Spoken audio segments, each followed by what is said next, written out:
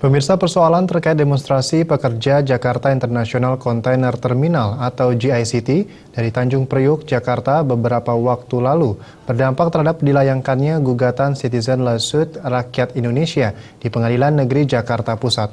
Gugatan tersebut ditujukan kepada pemerintah, yaitu Kementerian Perhubungan, karena dinilai melakukan penyimpangan pengelolaan aset BUMN.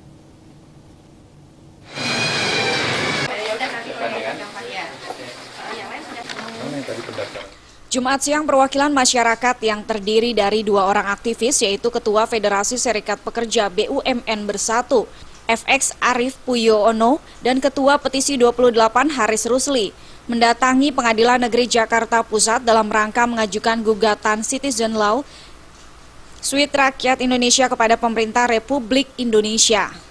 Gugatan tersebut terkait adanya penyimpangan pengelolaan aset BUMN, yaitu permasalahan pada pengoperasian pelabuhan peti kemas di Tanjung Priuk, Jakarta, yang tak kunjung usai hingga proses dwelling time atau bongkar muat peti kemas yang disinyalir terdapat praktek korupsinya.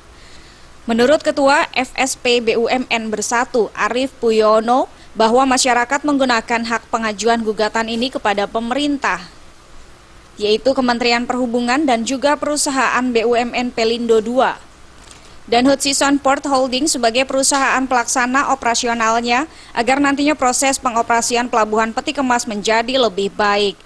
Ya, sekarang kita lihat kan, karena penguasaannya hanya kepada satu perusahaan yaitu HPH, yang terjadi dwelling time-nya hari ini sangat panjang. Artinya apa? Bahwa JICT dalam hal ini HPH sudah gagal melakukan pengoperasian JICT, ya. Artinya manajemen dia tidak baik. Nah, inilah yang dinilai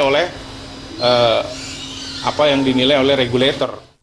Pada persidangan nanti, masyarakat penggugat akan menghadirkan rekan-rekan pekerja JICT Tanjung Priuk untuk menjadi saksi permasalahan yang selalu timbul di proses pengoperasian pelabuhan peti kemas. Selain itu, mereka berharap majelis hakim juga menghukum Pelindo II untuk membatalkan kontrak perpanjangan konsesi yang telah ditandatangani bersama dengan Hutchison Port Holding. Dari Jakarta, Wahyu Sadiatmoko.